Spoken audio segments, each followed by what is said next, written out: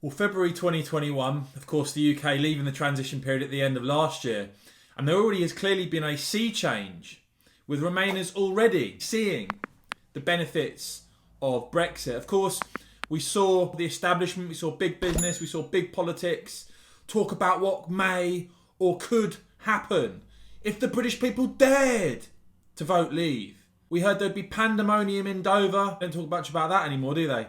And we were told that we simply couldn't thrive outside of the EU. Well, the situation with vaccines alone, I think, has shown many Remainers already that having the ability to act in an agile manner outside of the EU, not having these decisions made by unelected EU commissioners, has massive benefits. Let me start off with Alan Cochrane of The Telegraph with a piece. As a dyed-in-the-wool Remainer, I now wish I'd been a Brexiteer, he says.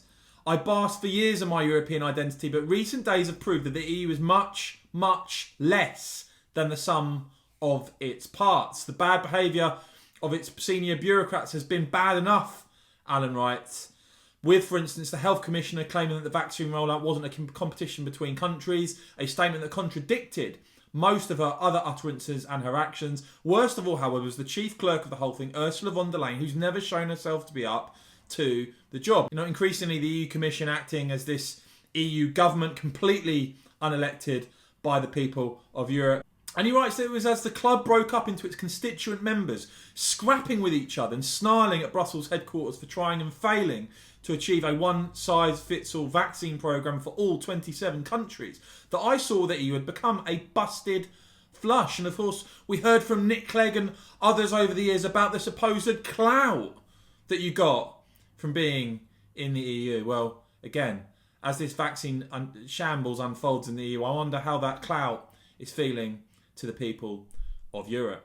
Alan Cochrane concludes in his piece by saying the Commission is now reduced to pleading forgiveness from world opinion for its astonishing behaviour in threatening a life-endangering trade war over its vaccine delivery. But can it, and the EU itself, ever recover from the fact that this tactic, if implemented, would have been a body blow to that diplomatic holy of holies, the Northern Irish Protocol, and created a hard border on the island of Ireland?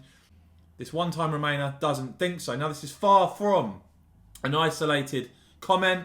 Zoe Strimple on Twitter writing, I voted Remain and never became a fanatical leaver. But it seems that being outside the EU, even for a month, has saved thousands of British lives. Even at the heart of Westminster, Labour's shadow minister for Europe, Catherine West, tweeting, last year I tweeted about the EU vaccine scheme, when she tweeted about the UK opting out of the EU vaccine scheme and describing it as dumber and dumber. Well, she's changed her tune now, saying my tweet has proved to be wrong and I've now apologised and deleted it. Our NHS is doing a great job and I'll continue supporting the effort to vaccine Britain.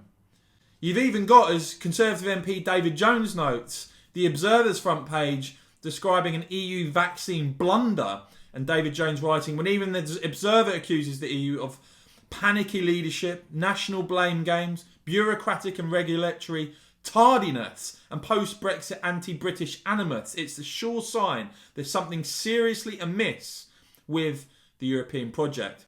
Look, we haven't even been outside of the transition period that long, and we can already see that the UK, outside of the EU, is able to thrive, is able to act quickly, is able to act in its own national interest with elected politicians in charge that we elect, that we hold accountable at the ballot box, not an unelected EU Commission.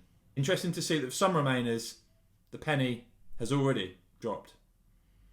As ever, guys, if you've enjoyed this report, please do give it a thumbs up. We'd really appreciate that. And make sure you've hit the subscribe button and the bell so you don't miss my next video. Thanks for watching.